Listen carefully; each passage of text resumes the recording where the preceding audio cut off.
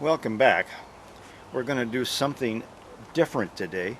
Um, I've been wanting to do this for a long time because I've been thinking maybe of moving, get out of all the trees and all the work to maintain the yard from all the trees. And so I've been I wanted to get some septic tank risers in because part of the thing up here in King County in Washington State was they get real picky at sale time about your septic systems. And so I dug up my system, or dug off the caps, or to where the caps are, and I've got square ones on this tank. And I went looking for ways to adapt them so I could get to the round lid risers. And I was looking at some Orinoco, but they come in big tubes and you got to come down to the right height, and nobody I've ever seen at the hardware store that has them has ever cut them right. So I went looking for something else, and I found a company called Polycoat. There's another one, Tough something or other, but I like the Polycoat better. And so let me show you, reset up here and show you what I've got. It's like Tinker Toys. All pieces all come together, and I'll show you the finished thing, and then I'll show you the parts that went into it. Okay, there is the finished product ready for backfill. You can see down in the bottom there, I have several 1/4-inch lag bolts that I put in. Some of these around the edges I re-drilled the holes because the ones here that they have embossed in the base would have come up on the corners on the square opening this tank has, which I'll show you when we go to the other side. But the base goes down, and it consists of the base, which I'll show you with the ones I haven't put on, a 6-inch riser on this one, a 2-inch riser, and then the lid, and then there's the tank inside. And it all screws together with stainless steel screws, which comes with it. And I'll show you what I did on the bottom. They have an installation kit that comes with the screws for the base, which I would imagine they were probably 1/4 20 lag bolts. And then they have this butyl rubber tape. I don't know, there's about 30 feet of it or 20 feet, something like that, that you wrap around the bottom. I didn't get that. I probably should have, but I found another way to get around that. The big thing was, and I'll show you when we get ready to do the one I haven't done yet, because the openings on the tank are really close to the edge. I only got maybe that much concrete on the ends, on the inlet and the outlet pipe in order to work with. And so I had to do some other workarounds, and I also had those rebar for lifting the tank up and down that I had to cut out around for. And I didn't want to take them away in case something, later somebody, when they develop this and put up a whole bunch of houses, it'll make it easy to take it out. Or if I stay here for a long time and I get in trouble with or the tank fails or whatever and it's got to be pulled out, at least those are still in there to take it out. So now this is the outlet side of the tank, and you'll see that I've got a very narrow opening along in here that I can do anything, but I can put one lag in here. And so I'll take the base here and kind of preliminary fit it. It's pretty much, you can see some cracks along in here and here, so this is pretty much centered here, but I've got a rebar right in here. It comes back into about here, so I'm going to have to get my marking pen and mark that and cut that so it'll set down flat. And then figure out which one of these holes I can drill and use. I'll have to drill one probably in here. I may be able to use these.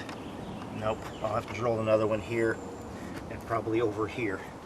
So let me get my marking pencil and we'll do some modifying. Well, I have it in place where I want it. I've got the cutout made down here for the rebar. You can see that, yeah. And I've gone around and marked the locations. Now the tank comes in probably about in here, by here, so that hole is usable.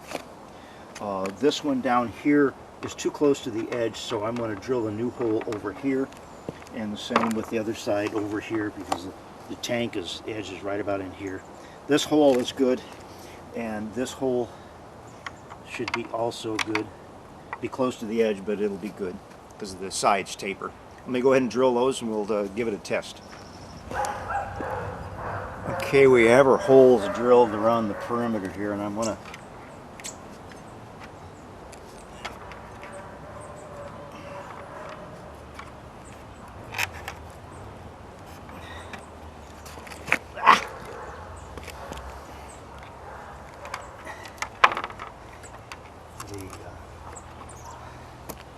top, the lid here is sitting kind of proud, so it's making it kind of rotate around.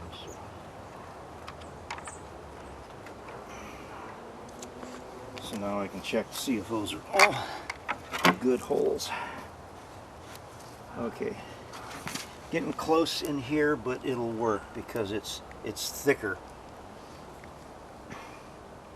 So let me go ahead and start rattling in a couple holes. Okay, we'll kind of stand on it to hold it in place.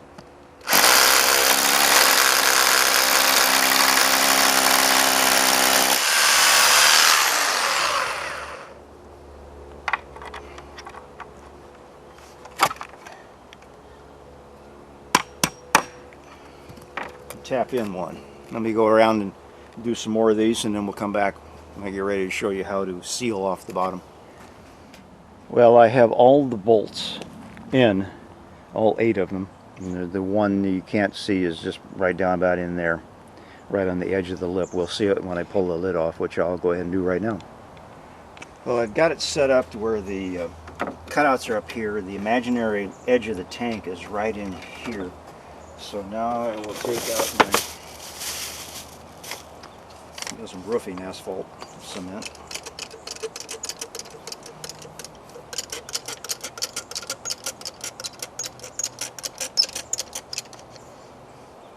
And we'll just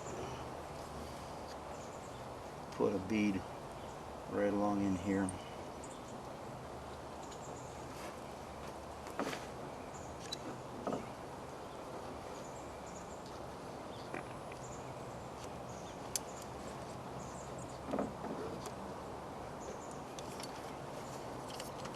That has a special purpose, which is to hold down this foam, which we'll start putting in here. This is 3/8 closed cell foam.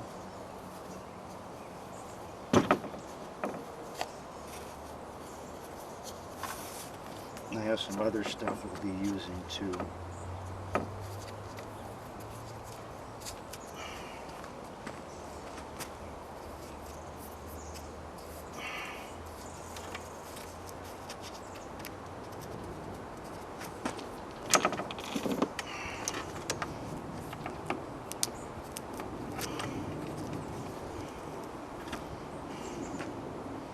I might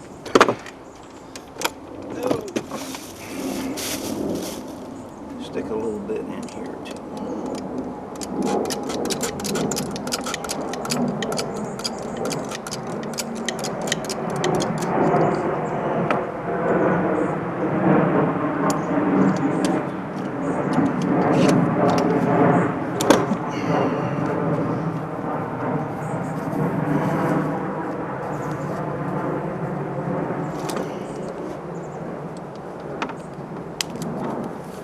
I've also got something else I'm going to do, put around the perimeter. It's this putty tape. I've already used half of it, but we'll start down in here, and you want to kind of round it and then just start sticking it down. It'll get compressed into the concrete too.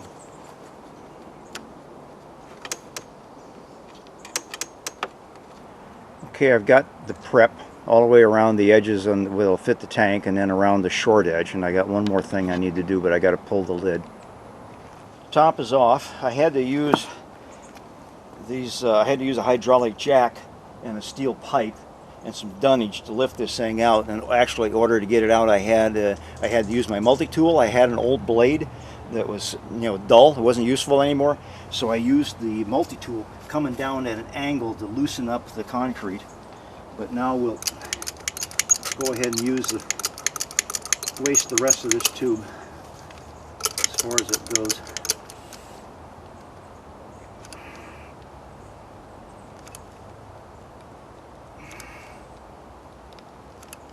This side stinks.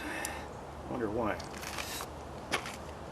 But it seems to be working good. It's got the right level. I have another tool I want to make. I just discovered the other day for checking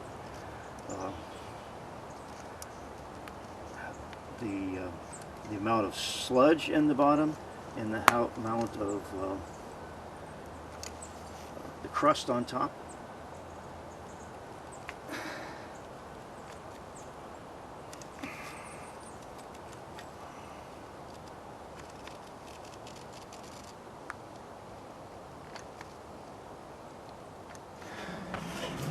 The next thing that goes on is the 6-inch riser. They come in 2-inch, which I've got, I'll show you in a minute, 6-inch, 12-inch, and 24-inch. And so a combination of the 2s and 6s can get you the 8s and 10s and 14s and 16s and those combinations. So let me go ahead and they come with a gasket around the bottom here. I don't know if you can see that or not. Right, there's a gasket.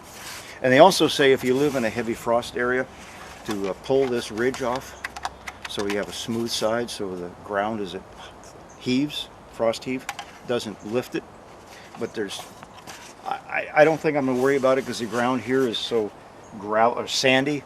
I don't know, before I backfill I'll think about it. But all you have to do, let me tip the camera down and show you how simple this is. And this has been working real time. I mean, I really haven't, the pauses in between camera takes, there's some holes around the perimeter here that you want to line up with the holes that are down in here. And this is a 20-inch opening, this is a 24 for a 24-inch riser. And you can cut this out if you don't want that in there, if you want the full 24-inch opening. But I didn't need to... And that's it. Let me get my rotor hammer and we'll rotor them in. And they say to alternate, and you want to be careful you don't drop it into this one.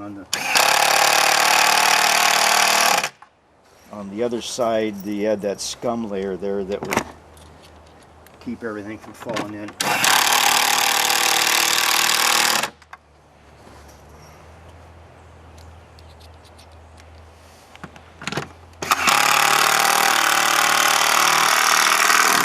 So I guess it would be almost like putting a head gasket down. I almost didn't need this. I didn't realize that the riser was going to give me an inch. So I'm going to have to re-slope the angle around in there. If I just put the lid on, it would be probably grade. There we go. But if I was to, I'm pretty much at grade right there. So, but it's a little higher beyond, and I've got extra material, so I may as well go ahead and throw the 2-inch on and then regrade the surface. You can rattle these guys on. I've been so careful all this time of not stepping on the edges and getting more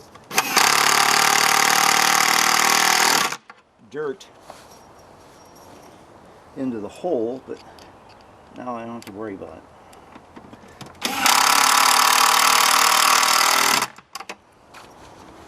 Well, I have them on.